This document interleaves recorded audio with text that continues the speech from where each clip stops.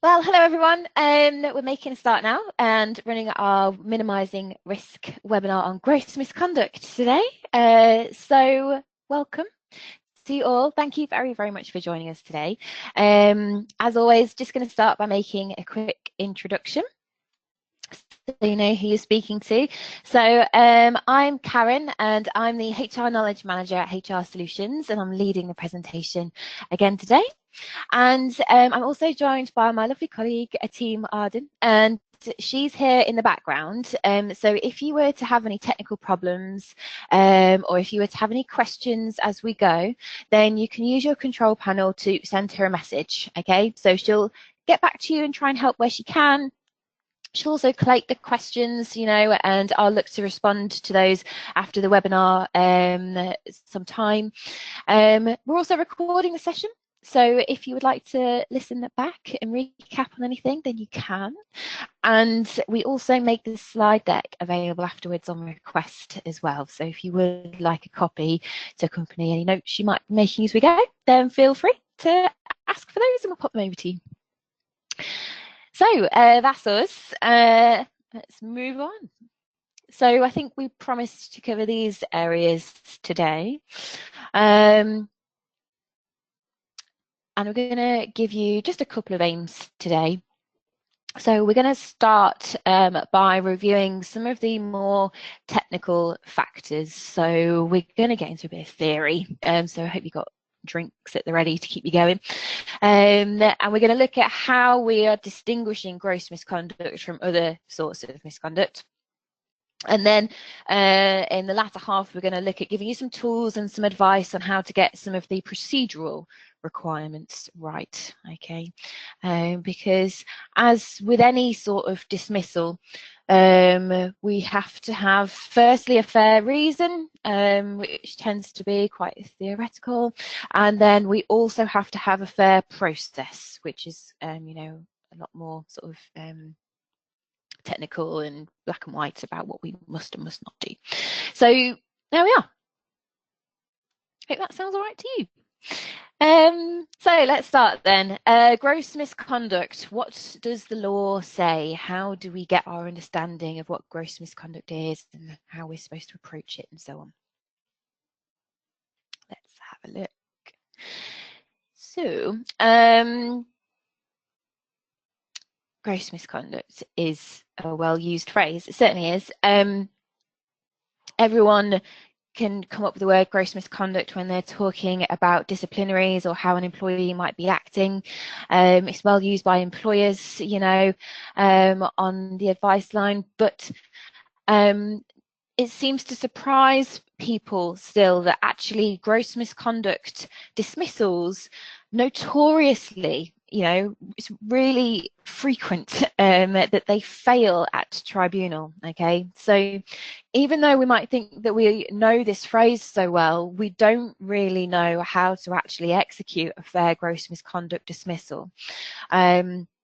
So hopefully, you know, this webinar will at least help you a little bit in becoming, you know, the minority that gets it right if you should ever end up, you know, at tribunal, rather than the majority who gets it wrong so often. So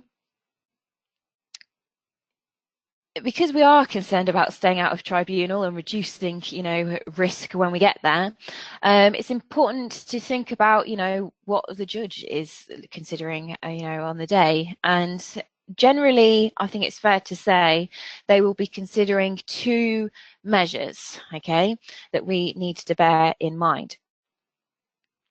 So firstly, they're going to be looking at the actual letter of the law, okay, so acts and regulations and things, and checking that we've complied with them, you know, which is fair enough.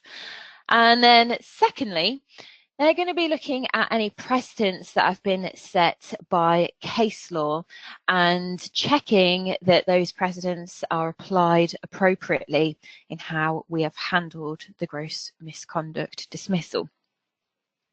Okay, so great, that gives us two places to look for information about how to deal with gross misconduct cases. So let's have a look then firstly at the law, what the law says, so that we can check we're complying with it correctly. Get my teeth in.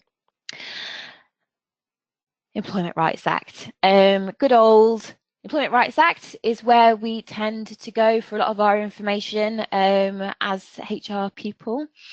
Now, I'm afraid, as illustrated by this picture, there's no one home. Okay, there is really not a lot going on in this piece of legislation at all to do with gross misconduct specifically. Okay, it's sparse to say the least. I think the only reference really that might be worth a mention concerns notice and the fact that in some cases employment may be terminated without notice due to somebody's conduct.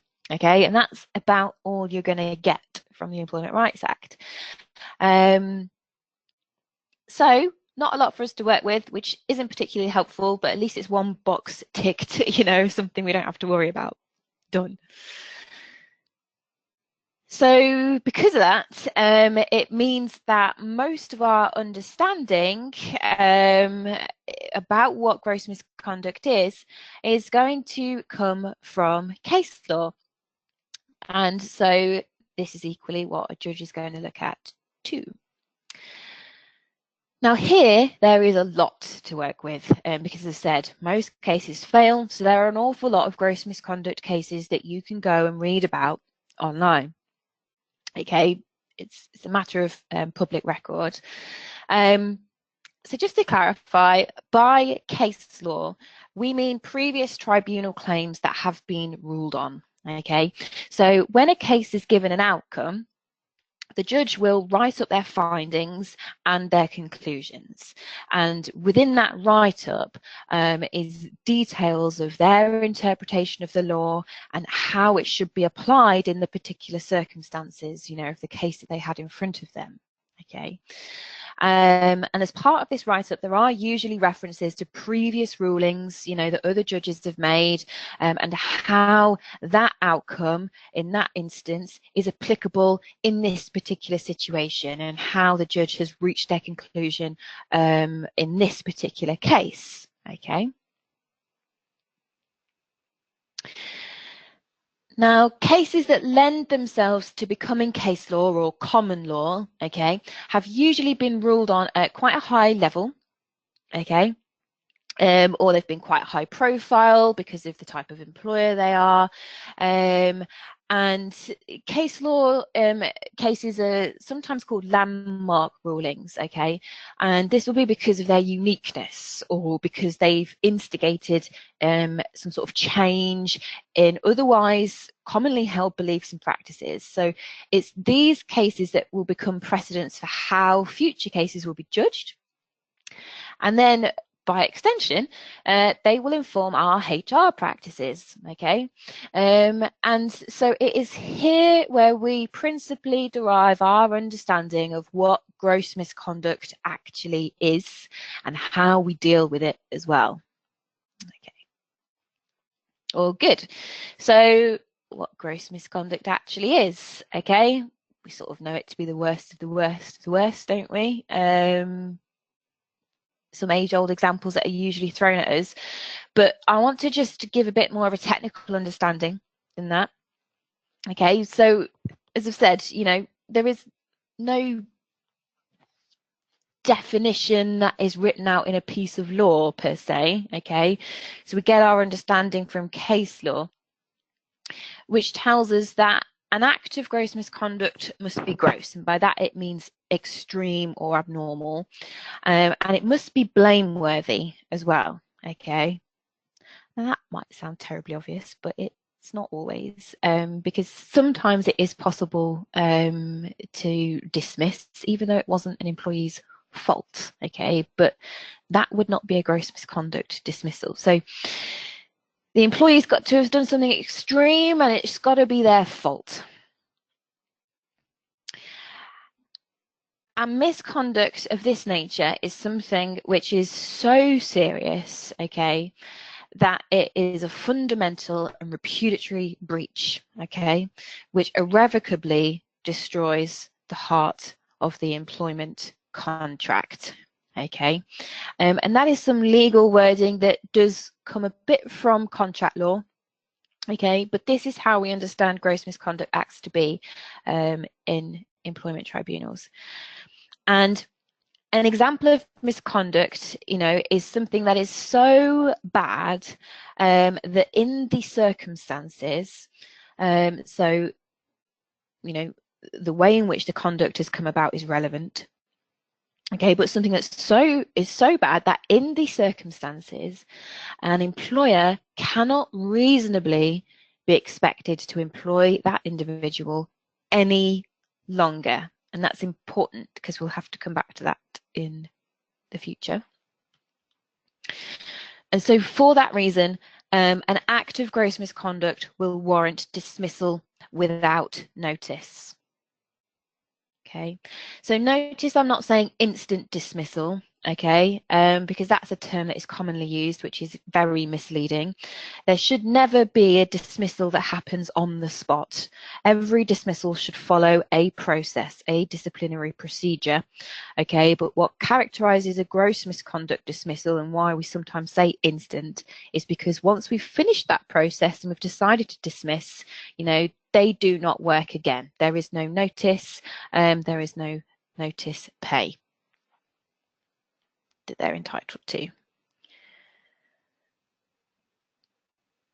So this is what the law says about what gross misconduct is, but it does also tell us some important factors that might determine gross misconduct, okay? Now, this is where gross misconduct becomes not so straightforward, okay? We often think gross misconduct, worst of the worst, you can't possibly employ somebody again if they are in a punch-up, if they steal from us, okay? Yes, but, we need to consider these things. So here we go. Factors then which determine gross misconduct for an employment judge.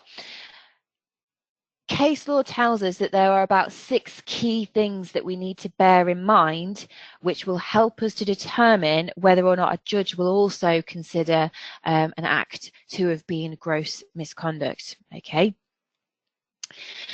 So, first up, okay, gross misconduct must constitute a fundamental breach going to the heart of the contract, okay?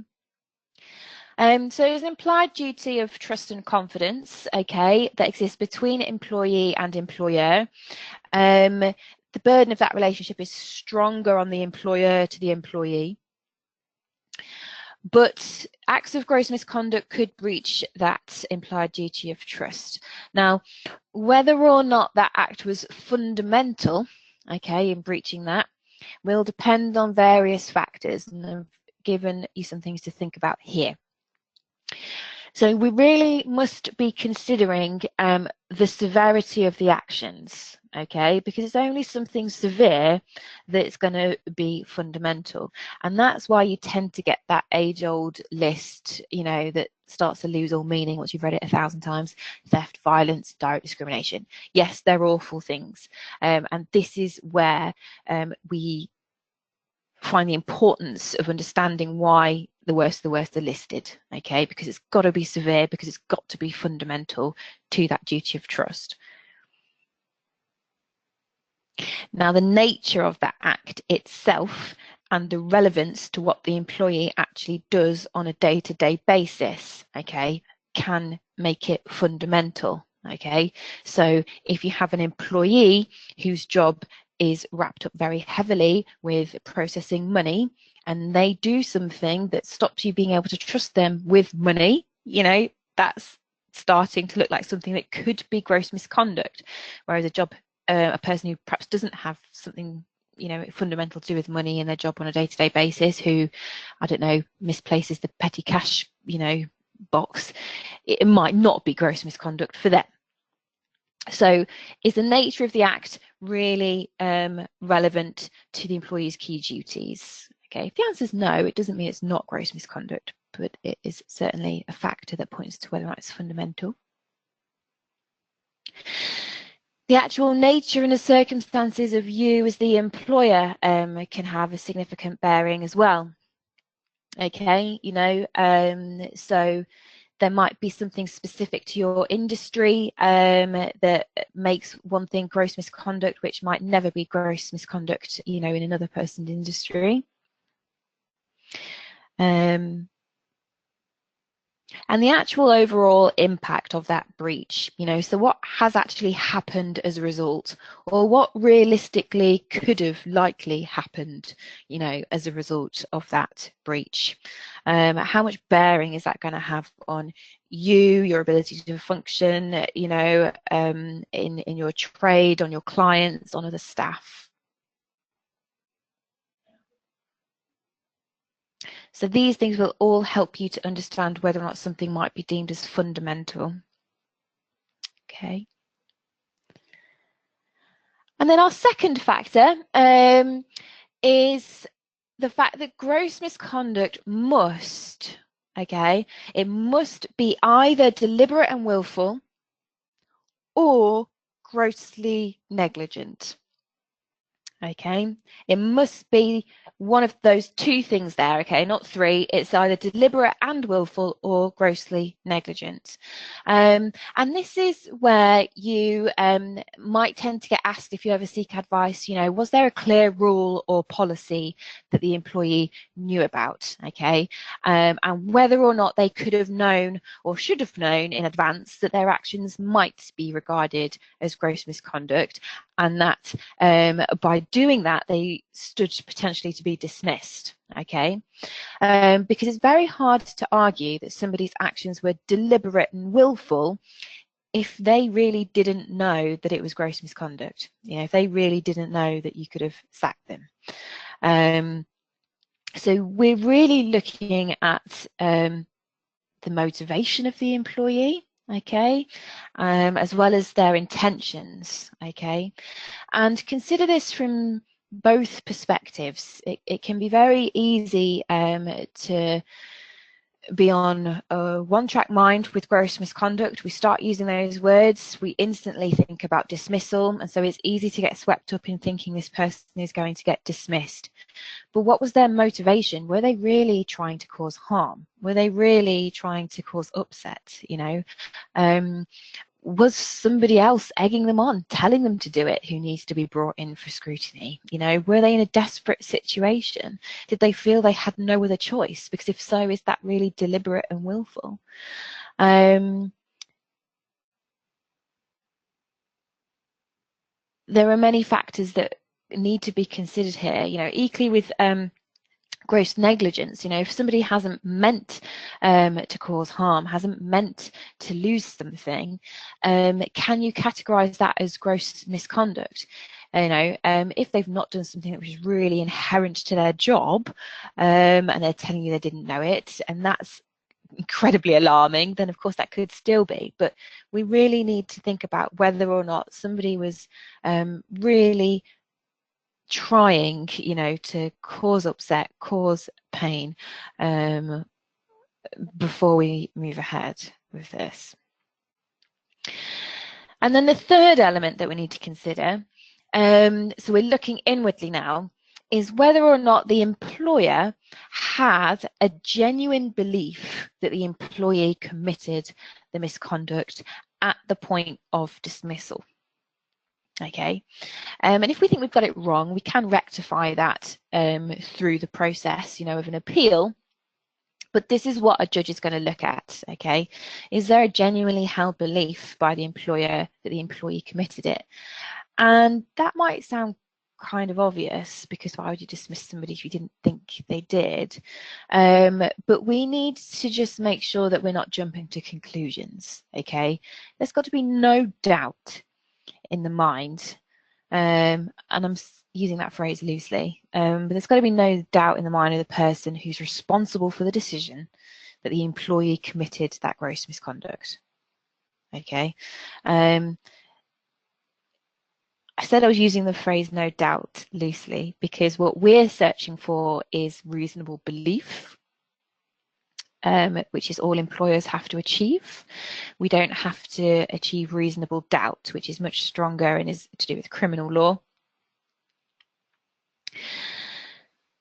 And really, you know, our view, it has to be stronger than just assuming. It has to be stronger than linking, you know, evidence A and evidence B and, you know, adding 2 and 2 together and getting 5, you know, or thinking it's likely that it was probably them, you know. It seems more likely that it was them than it was Joe Bloggs. You know, that's perhaps not going to be enough to terminate somebody's employment and take away their livelihood. So we've got to be really sure and really believe it ourselves when we are dismissing, when we're making that decision, that it was this person who did the act, and that we have evidence that points to that, or that any other reasonable person would review this evidence and reach the same conclusion.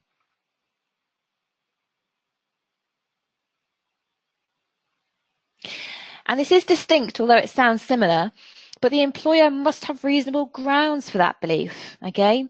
So not only must you genuinely hold that belief, the grounds and reasoning for why you hold it must be reasonable too, okay? So we're talking a lot about evidence, but we're also talking about that reasonable person test as well, okay? And by the way, the burden of evidence is on the employer, okay? So it is our responsibility to look for evidence rather than for the employee to provide it to exonerate themselves. I digress. So when we're looking at this bit, we need to perhaps look at things like, you know, is the evidence supporting the belief that you have? Or are there any other bits of evidence that are actually directing you somewhere else totally that means that your understanding can't really be true? So there I've jumped ahead, you know, is there any evidence that contradicts that belief? And what does the evidence actually show? So as I've said, don't leap to conclusions inadvertently. It's very easy to do, but think about what evidence you actually have and what that actually proves, okay? And you need to give due regard for the other 5 factors, okay? Now, this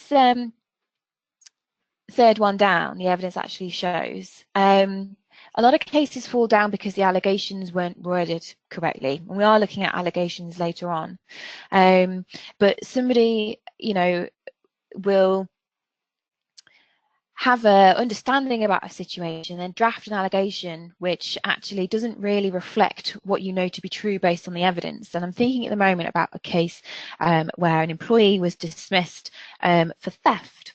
Okay, and the employer, you know, actually did pretty well, to be honest. They followed all their own internal procedures. They did a lot of investigation and they collected a lot of evidence. But what a key piece of evidence showed was that the till that the employee was supposed to have thieved from was actually up, not down. Okay, so if you've ever, you know, worked in cashing up or anything like that, you'll know that equally being up on a till is as bad as being down. But the judge actually intervened in the rationale and the train of thought that went on here and said that actually you've dismissed for theft, but you know, they put that it's generally accepted by the public, you know, that theft is tantamount to a loss of something, a depreciation, a negative amount, not a plus amount, not a positive amount. And so the dismissal was held to be unfair, okay, because there was not a fair reason for the dismissal. So it's really important that we do focus on what the evidence is actually showing and be careful in our wording of our allegations thereafter.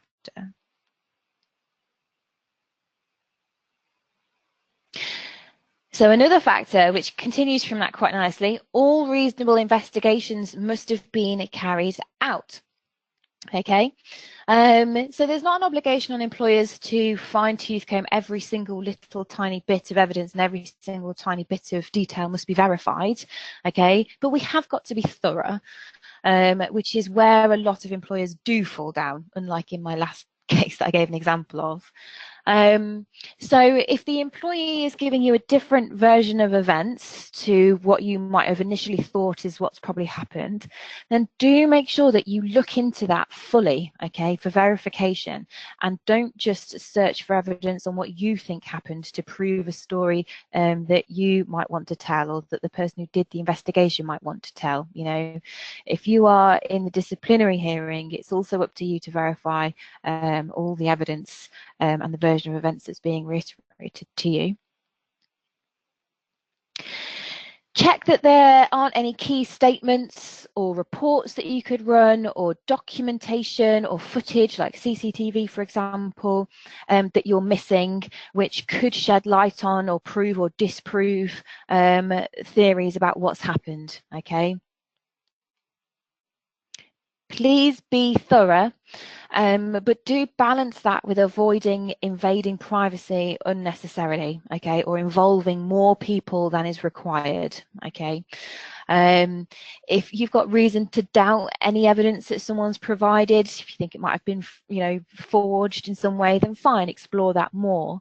But perhaps don't unnecessarily be distrustful of what's in front of you, you know. It's all about balance.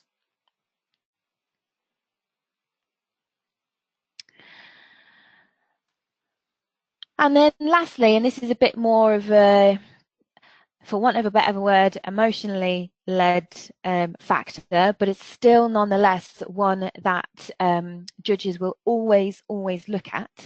And this applies to all dismissals, not just gross misconduct dismissals, but whether or not the decision to dismiss falls within what's called the band of reasonable responses. Okay, so would a reasonable employer dismiss an employee in the circumstances? And this is where we get our advice to consider things such as length of service from, the employee's previous disciplinary record, okay? Whether it's likely the misconduct would be repeated, you know, without your involvement, you know, is it something that's so rare it would never happen again in any way?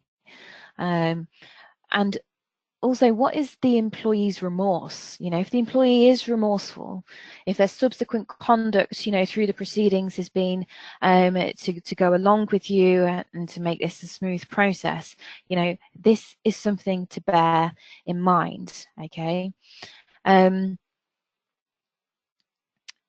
In many judgments that you get, it is frequently discussed by the judge that actually an employee's length of service should have been taken into account, you know. And if you think, regardless of whether the other factors have got ticks against them, you know, if you've got a person who has been employed with you for a long time, you know, 5, 10, 15 years, they've pretty much otherwise always had a clean disciplinary record, you know, so this is, in theory, an employee who has been loyal and who you trust and has given you no cause for concern before, or very little, you know, and has perhaps found themselves in a unique and rare situation, and they are actually saying to you, you know, I get it, I totally understand what you're saying, I'm on your wavelength about this, I'm really sorry, it will never happen again, and actually I think my record perhaps is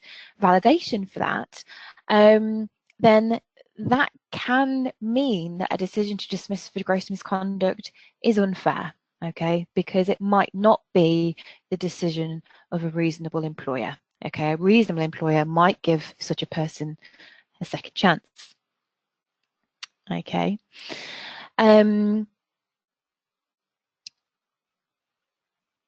So here I just want to talk about a case that you might have heard about in the press recently, and it's a case where an employee was dismissed by the NHS, I think it was King's College. They were dismissed back in 2015, but it was recently ruled that that dismissal was unfair, and they won an award for £1 million. So it would be fairly easy for you to have a look up on the internet if you wanted to. And the articles about it are interesting. They focus quite a lot on unconscious bias, because there was a racial element to this. But if you're a bit boring like me, not boring, interested like me, the actual judgment is a lot more of an interesting read, I think. It talks about a lot of these factors that are on screen now, and it also talks about the requirement for a full investigation, as was on the previous slide, because what happened is this employee got into a situation where he was almost threatened. There was a bit of a verbal altercation in a car park, and this employee was explaining. Well, it was alleged that he'd been violent towards two people in a car park. Okay, and that's what he was dismissed for.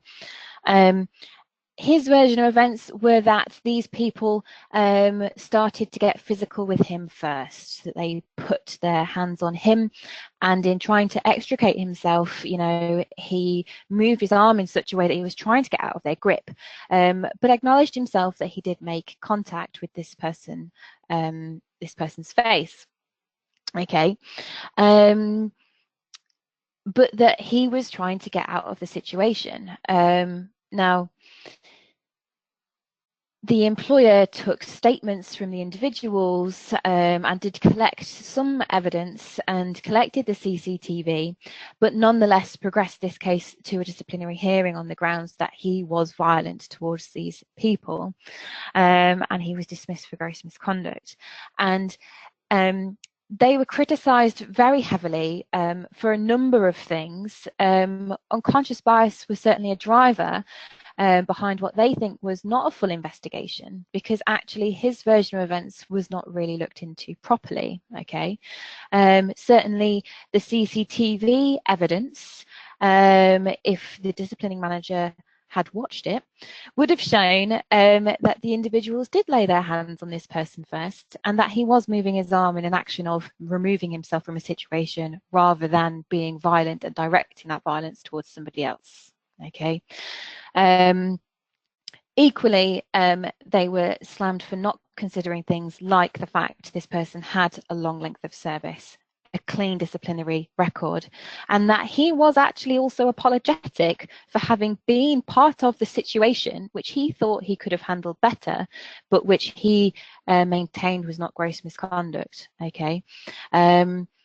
So it's a really interesting case if you want to have a look at it, and demonstrates quite a lot of these things. As I say, it's quite recent and it got a very high award for it. So these things are happening all the time, and they're happening by employers who have got large HR departments who are getting it wrong. So these are things that we ought to be aware of, and indeed the judge said there was no excuse. There were all sorts of things that went wrong with that case.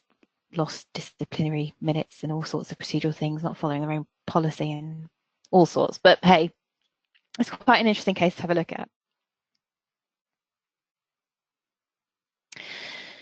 So if you're still with me, that's a lot of the heavy sort of theory bits out of the way. We're going to look now, the next sections are going to be about some fairly quick wins, some ticks in your boxes that you can get in terms of managing an actual procedure. And today we're going to look again, I say again because if you were with me on our disciplinary webinar, we did look at suspension quite a bit. We're going to revisit it on how and when to suspend and rights during that as well. So let's have a look. I'm going to start this section with a poll because I like to get you involved nowadays. So strike quite a straightforward yes or no question to get you going. I'll give you a chance to submit your answers, and I'm not going to put any individual's response up on screen or anything like that, so we won't be able to see it. It's just a bit of fun, really. So what do you think? If you suspect gross misconduct, do you have to suspend the employee? Okay, that is the question. I'm just going to pull it up and you'll be able to submit your answers. I'll give you about 30 seconds or so to do that. So if you suspect gross misconduct, do you have to suspend the employee? Okay, yes or no?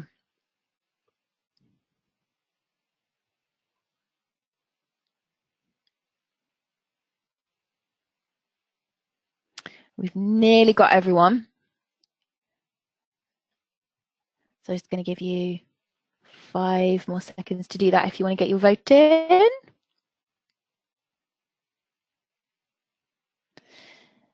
Okay, cool. I'm going to close that then. And let's have a look at what we all thought today. So we've got 19% saying yes. Okay, if you suspect gross misconduct, you have to suspend the employee. And we have got 81% saying no. If you suspect gross misconduct, you do not have to suspend the employee. Okay, let's hide those. I'm going to put the answer up on screen. Drum roll, please. The answer is no. Alternatives might be more appropriate. So well done, that 81%. You were joining me on the last webinar, or no, and 19% if you were on the last webinar, shame on you. To be honest, though, it is a bit of one of those trick questions where you'd instinctively probably hit yes, because we always think gross misconduct, suspension, suspend, gross misconduct, suspend, you know, ASAP, if not before. So I don't blame you for ticking yes. And really, you know, we do need to consider it, and we need to give serious consideration to it. But the most important thing is that we prevent the misconduct from being repeated whilst we're investigating, okay? And that is commonly thought of as a suspension requirement, but alternatives might be more appropriate. Check my last webinar if you didn't see it. So, how and when to suspend them. So I did go into suspension quite a bit, as I say. So if you want to have a listen again, just skip forward to that bit. It's probably about halfway through if you don't want to listen to all the rest. Feel free. But yeah, last month we focused a lot on alternatives to suspension. But I don't feel like it's possible to talk about gross misconduct and minimising risks without talking about suspension. So you've got it again, but with a different feel. So, you know, there can be a lot of problems with suspension. As you can imagine, it quickly creates ill feeling. So it's a key area where things are going to start to go quickly wrong. You know, your employee is also going to associate suspension heavily with basically a dismissal. So it does start to damage the relationship, and they may not feel, you know, like they want to make life easy for you. They may well want to start trying to defend themselves and maybe not make life difficult, or they might be incredibly upset, you know, and experiencing stress, and yeah, it just can lead to so many issues. So it's important that we are at least managing it correctly if we do feel that it is necessary. So we're going to look at how to do that. Firstly, we do need to justify the decision to suspend as opposed to an alternative, okay? And those justifications are going to be things like the fact that you have a genuinely held belief that there's a threat to the business, okay, or to other employees. And that could take any form. It could be physical, yeah, it could be information, it could be anything, but a threat to the business or your other employees. And you can have some grounds for that threat, really, like they might have done something similar before, or it's really sensitive situation. Secondly, if you can't properly investigate the allegations with the employee there, okay, if you think that they might be able to tamper with evidence or destroy it, or if you think that they might heavily influence witnesses, you know, and things like that, then it might be that suspension is entirely appropriate. If the working relationship has broken down, now I've put that there because it is a reasonable justification, but I'd probably advise you to tend to avoid it without seeking professional advice anyway, because this is quite heavily linked with the principle of trust and confidence. And I mentioned earlier, there's a heavier burden on the employer than the employee. So you don't want to, well, this is tied quite heavily with an SOSR dismissal, okay, which is entirely different to a conduct dismissal, a gross misconduct dismissal. So it just stay clear. Or there are genuine concerns for the health and safety of employees or others, okay? If there's been any issue with health and safety and that employee was in some way responsible for it, then just get them out on suspension so you can understand what went on. Timing. Timing is very, very important. So for a gross misconduct dismissal to stand, if it got tested in tribunal, then suspension or an appropriate alternative must have taken place as soon as you became aware that gross misconduct might have happened, okay? As soon as you became aware. Unless you are able to whip together an immediate, preliminary investigation, which, causes some mitigation to come out of it, which exonerates that employee entirely, then you ought to be suspending or putting an alternative in place. Okay. There should be absolutely no delay, but I need someone to cover the shift. That doesn't matter. Okay, get somebody else in, cover it yourself. This takes priority. So it's something that should usually happen the same day, the same morning / afternoon, that you found out.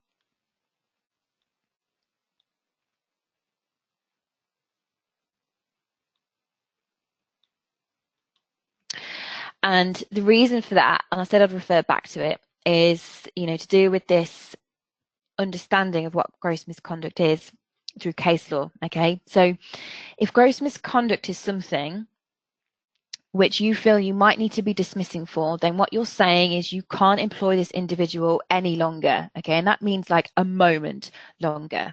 So if you were to not suspend or not remove that employee from being able to commit it again, you're essentially saying it's not gross misconduct. It's something where I'm, by not acting, you're essentially saying, carry on, do it again. You've still got access to the safe, for an afternoon longer, because I need that many waitresses or waiters, out in the restaurant today. Not good enough. Your service is going to have to suffer, because if you want a gross misconduct dismissal to stand, you need that person out of the way ASAP. You don't want to undermine your own reason for dismissal before you've even started the disciplinary process, so just please get that right. And in case I haven't hammered this home enough, a delay in doing so could undermine the fact you consider the actions to be gross misconduct, okay, as per the definition. So honestly, move mountains, get that sorted. So how long can you suspend somebody for? That's a common question. We can look to the ACAS code for this. There's not a set amount of time that you must or must not, suspend for. Generally, we look at 5 days, but if you can bring somebody back in sooner, then fine. And if you can't, then fine. But the ACAS code advises that whatever we do, okay, the suspension should be under regular review. Okay, don't suspend and forget about the person. We've got to make sure that it's not a protracted situation.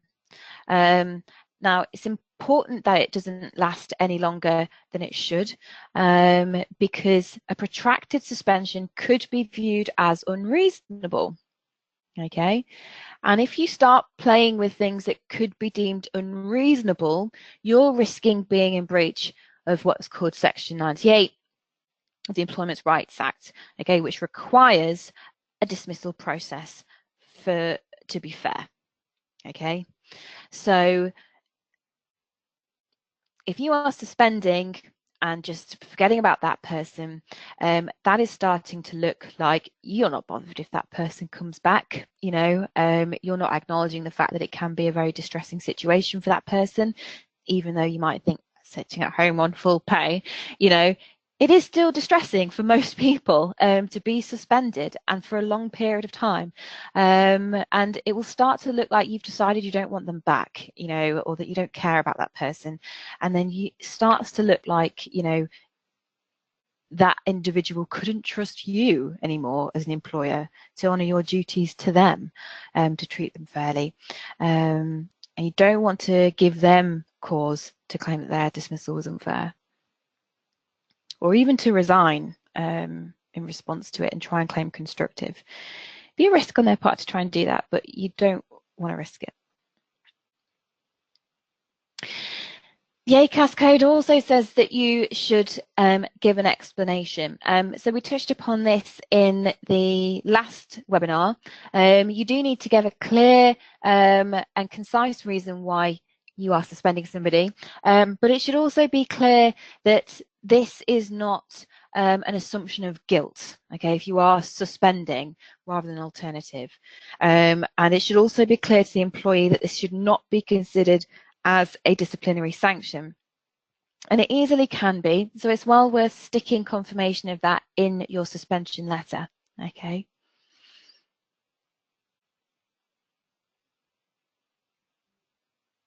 So that's really how to suspend fairly if you do feel that you have to do it, and how you decide that you have to do it. So then what is often asked, and which lends quite nicely to the next section is what rights somebody has during that suspension.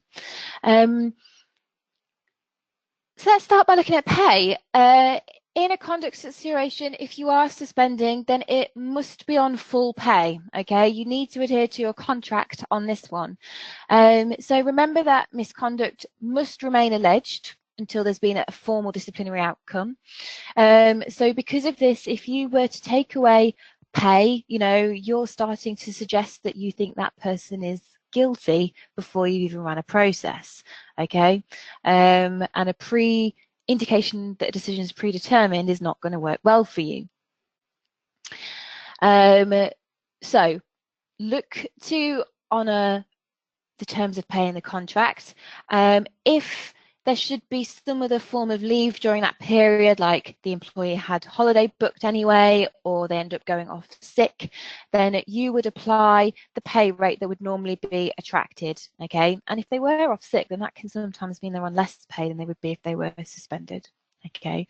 But yeah, that's what you would look to do if any of those things came up during suspension with regards to pay. Now, in terms of any benefits that they might have, okay, it's the case that actually all contractual benefits and any other benefits the employee might have got used to through custom and practice should continue to be honoured as if they were in work. Now, there are a few exceptions which we'll have a little look at in a slide or two. But then just to capture all, you know, any other contractual and statutory rights that they might be afforded, okay, they've also all got to be continued to be honoured as they would if the employee was in work, okay. So this means that they do continue to accrue holiday, okay, and their continuous service will not be affected by a period of suspension.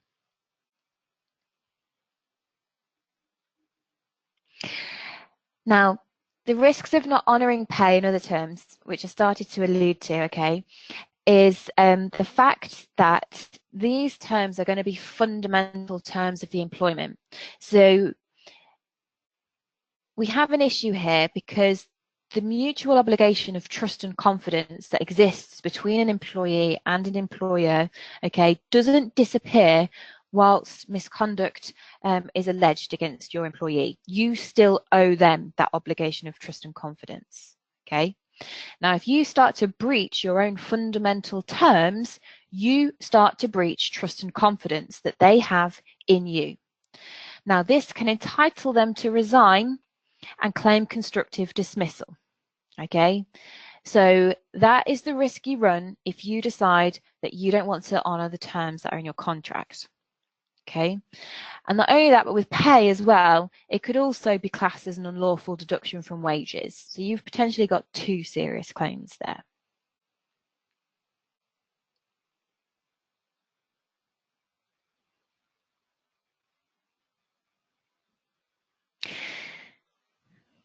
But I hear you say, we do put restrictions in suspension letters about what an employee can and can't do, and that's true, but they're usually about their behaviour, okay? And these are usually reasonable requests, or at least they should be anyway.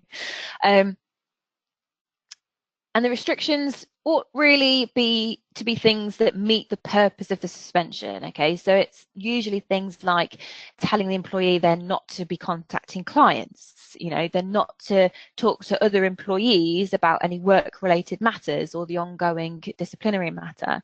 It might ban them from access rights that they have where it's appropriate, you know, if it's related to the misconduct, things like that.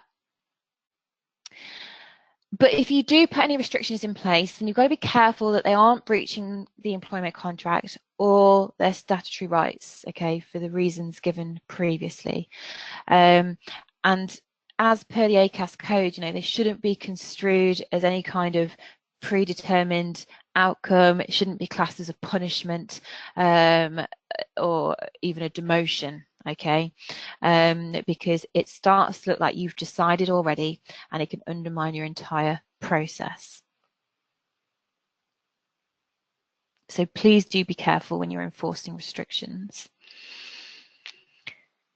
So some exceptions then, if you have any benefits or terms, you know, that are actually restricted to being in work, okay, and so something that you offer to somebody that they can use and have the benefit of whilst they're at work or performing their duties, and they're on suspension, so they're not performing their duties, you know, then this is something that you would be able to take away because they wouldn't be able to benefit from it anyway.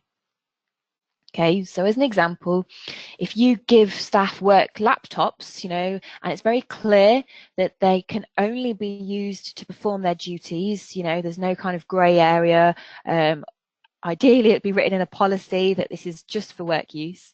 Then it would be feasible to ask that employee to leave that laptop at work whilst they are on suspension. You know, you can explain it's a temporary measure and that if, you know, the allegations aren't upheld, they will of course be given it back as soon as they return to work.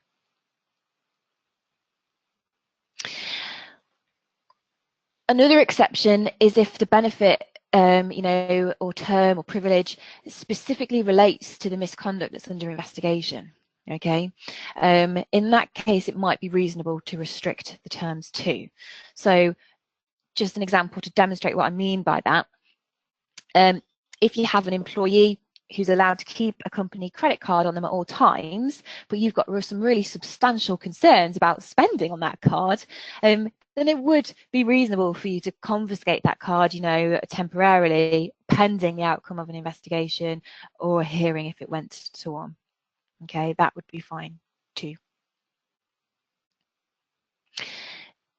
So that wraps up rights for us. And again, if you were on my previous webinar, we talked a lot about allegations, and I think some people really found the tool of how to write an allegation quite helpful. So I had some lovely feedback, which was very kind. Thank you if you were one of those people. And I did say that we would have to revisit this with gross misconduct. So if you want to, again, watch last month's webinar for this, please do, because I will be skimming through it a bit and just talking about what I've added here. But before I start, you know, I just want to confirm, you know, we discussed that with allegations, it might seem obvious, you know, but you can only discipline somebody in respect of an allegation that was made against them in the invite letter. And this is an area where people do go wrong because wording tends to get changed. So it's important that we are only going to dismiss for gross misconduct in respect of an allegation, that we only dismiss for gross misconduct in respect of a gross misconduct allegation. Now, as allegations have to be clear, and they have to be clear so that an employee can fully understand what has been alleged against them and is able to prepare fully for that, okay, it is wise and seems to make logical sense that you would also ensure that it is clear which allegation, is for gross misconduct, or that it is for gross misconduct. So it's particularly important if you have got multiple allegations, some of which could just be for misconduct or serious misconduct.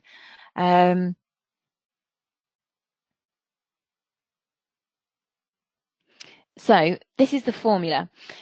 You might recognize it from before, and there's just a few tweaks. So we've now got the word gross there right at the very start. Okay, so there's no ambiguity. This is an allegation for gross behavior. And then in pink, we've got the fact that something has gone wrong. Okay, so they've breached something, or they failed to do something.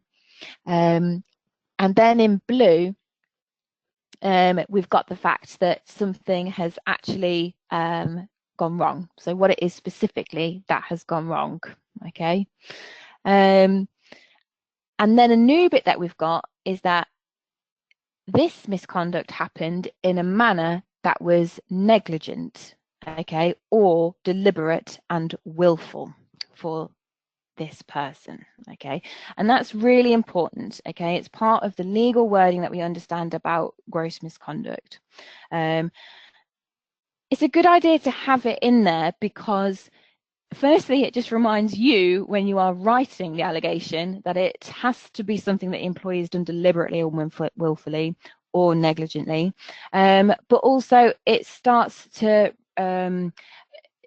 really explain to the employee that they're in trouble. Okay, something is really gone wrong, and if they are going to go and get advice, then hopefully whoever they're getting advice from is going to pick up on this language and start to think things are starting to get legal, and that's reiterated below.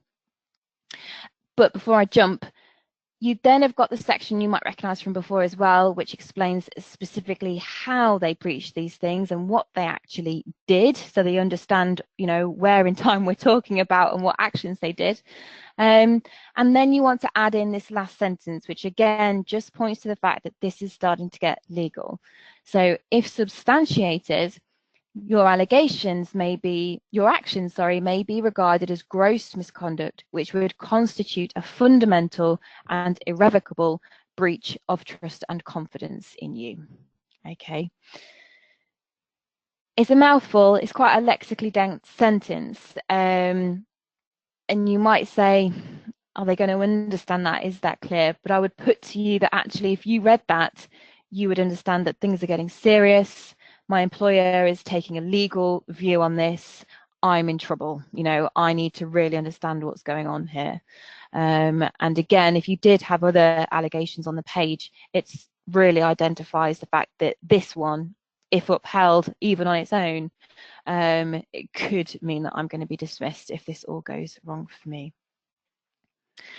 Okay, so I'm just going to put an example up on the screen as a worked example. So you could end up with alleged gross breach of the cashing up policy in a manner that was deliberate and willful. Specifically, on the 6th of December 2018, you did not log all the notes that were present in the till. You then misappropriated the unlogged amount for your own personal gain or the gain of others. And then if substantiated, your actions may be regarded as gross misconduct, which would constitute a fundamental and irrevocable breach of trust and confidence in you. So it's meaty. A GM allegation ought to be meaty. It ought to demonstrate the severity of the situation and the fact that the employee is risking having breached trust and confidence and breached the employment relationship quite severely. Yeah. So if you did watch last month as well, you might note that you could maybe make two allegations out of this. Firstly, the fact that the person didn't log all of the notes that they counted in the till. So they might not have followed that aspect of the procedure correctly. And then they've made off with it as well, so you could have two things there, so that even if one falls, you've still got the other that you could potentially rely on.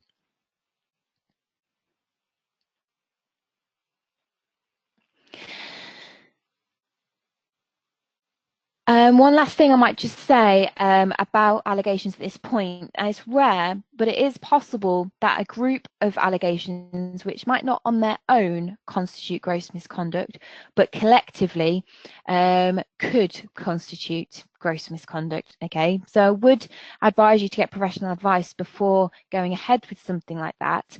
But it's for this reason that you might be used to seeing wording such as this underneath a list of allegations on an invite letter. Okay, so it might confirm that if the allegations are either singularly or collectively substantiated against that person, and then it may be regarded as gross misconduct. Okay, and you would continue with the spiel a bit that I had on the other page.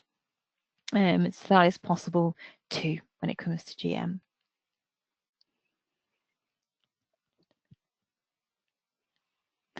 And lastly, I know we're running a bit over. I hope you can continue to join us. We're going to do another poll here, which you might find quite interesting. But we're on the last section, and it's a swift one. So here we go. When we're thinking about a dismissal letter then, who should be given written reasons for dismissal without having to request them? So you've dismissed somebody. Who should be given written reasons for that dismissal without having to ask you for them? Okay, so I'm going to run the poll. And there are 4 options here on screen, should be launching now. Okay, and there's 1 correct answer for you to choose from. So, is it employees who have been employed for 2 years or more? Is it employees who have been employed for 1 month or more? Is it pregnant women and women on maternity leave? Or is it all employees who should always be given this by law? Okay, I've got most people voted. I'll just give you a few more seconds to get your vote in.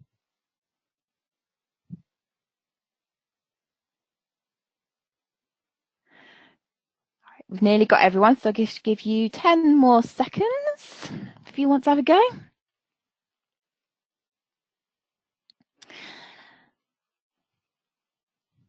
Fab. All right, okay, I'm just going to close that then now. And let's share the results. Right, wow, okay, so we've got quite an overwhelming 90% there that all employees should be given this by law. And we have got 10%, yeah, 10% of employees who have been employed for 2 years or more. So I imagine you guys are thinking about qualifying service and rights that are accrued at that point. And we've got nobody for the other 2. Nobody thinks it's a month or more. No one thinks it's pregnant women and women on mat leave only. Okay, so if I just hide this then, I'll put the answer up on screen. Last drum roll, please. The answer is actually pregnant women and women on maternity leave. Okay.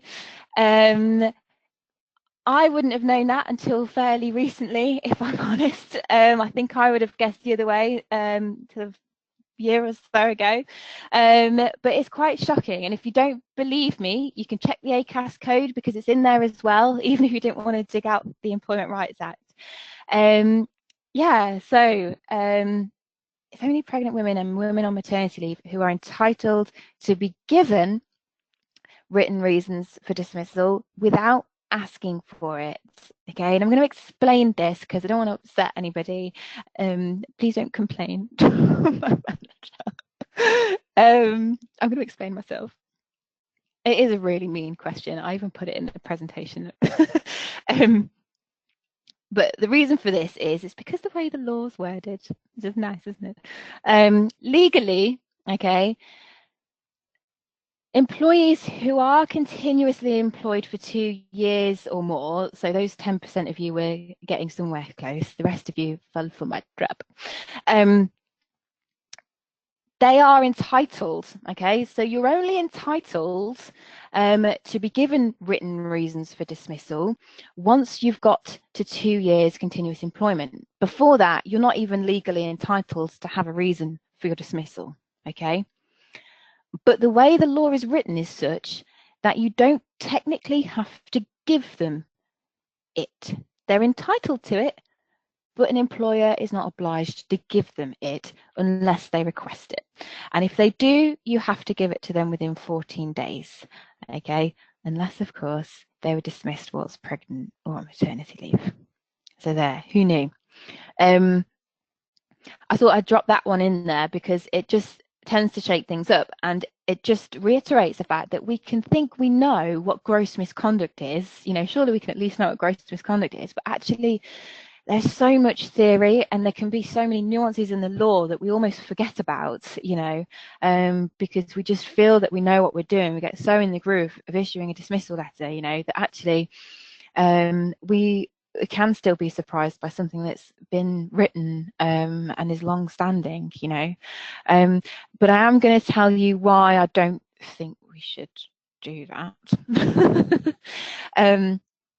But if you're wording the dismissal letter, technically, you only have to confirm that they have been dismissed and you have to confirm the effective date of termination, okay? So that is the only things you really have to put in the dismissal letter for everybody. Now, in terms of advice, okay, we would always advise that the reasons for dismissal are confirmed in that termination letter. And there are a number of reasons for this. And one of them is actually a legal reason, okay? But firstly, it's going to avoid risking ambiguity, okay? I would be very upset if somebody dismissed me and didn't give me a written reason. I would be appealing straight away, you know, wouldn't you? There'd just be so many questions, and it's just going to cause the whole process to be more protracted and upsetting. So it avoids those two things at the very least. But I think it also demonstrates, okay, reasonableness and that you were trying to follow a fair process and be a fair employer, okay, which is actually a requirement under that Section 98 of the Employment Rights Act, as I mentioned before.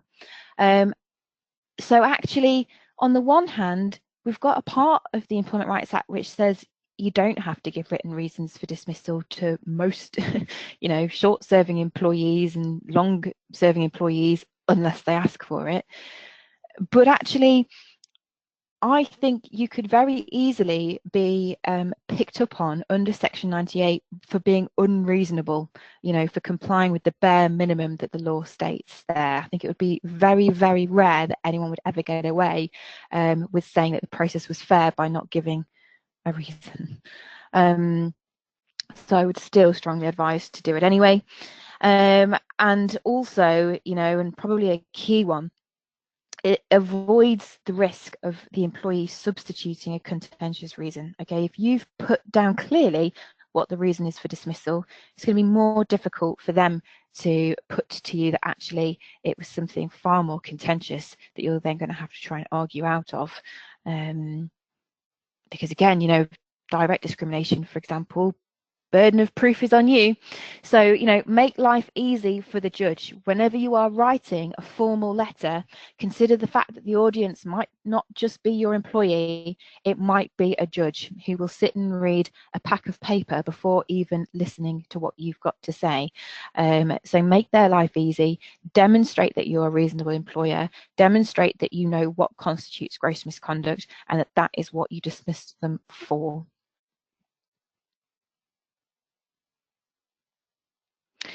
Okay, so just to wrap up then, in this dismissal letter, please make sure you use the same allegations as was in the invite. Just remember to remove that word alleged now because it is now upheld. If it is upheld. And just a nod to the implied term and duty of trust and confidence, okay? Confirm after your allegations that are upheld that the act or acts of gross misconduct constitute a fundamental repudiatory breach of trust and confidence, which have irrevocably destroyed our trust and confidence in you, okay? Again, it's helping the judge out to demonstrate that you understand and you really feel that this has been the case here. And as a result of that, and in accordance with the definition of gross misconduct, you believe the only appropriate sanction is dismissal without notice. And as I said, you must confirm the effective date of termination. And technically, this is the date the termination takes effect. That's helpful, isn't it? That's the law again for you. But to you and I, that basically usually means the date that the decision is communicated to the employee. Okay, so that brings us to the end of our webinar today. I hope you've enjoyed it. I just wanted to let you know that we have got a seminar coming up soon that I shall be hosting. 24th of January in London. We're looking at Brexit, and I'm not pretending to know what is going on with Brexit at all, and I don't, but what we do know is that HR practice, the labour market and the recruitment market and how people are behaving is changing very much indeed. And as such, we're having to use different HR techniques to try and maintain our employment rates, our attractiveness as an employer, our employer brand, and all kinds of things like that, as well as having to look at strategies like layoff and redundancy and things. But we try and focus on retention first. And things like the EU settlement scheme. So, there's so many things that we can still talk about, even though everything is up in the air. So we always have fun. Come along and join us. It'll be a good day and might help to make you feel a bit better and help to understand how it could all affect you. But just want to say Merry Christmas. Then I'll see you in January. So yeah, for those who celebrate it, have a lovely Christmas time. If not, if you've got time booked off, then we hope you enjoy that instead. And if you haven't already and you've got some questions, pop them over to me. I'll try and get back to you this afternoon or in the next few days. But I hope you've enjoyed it. I hope it's been helpful and given you some things you can use. So as always, thank you very much for joining, and hopefully you'll be along to another one soon. Take care. Bye-bye.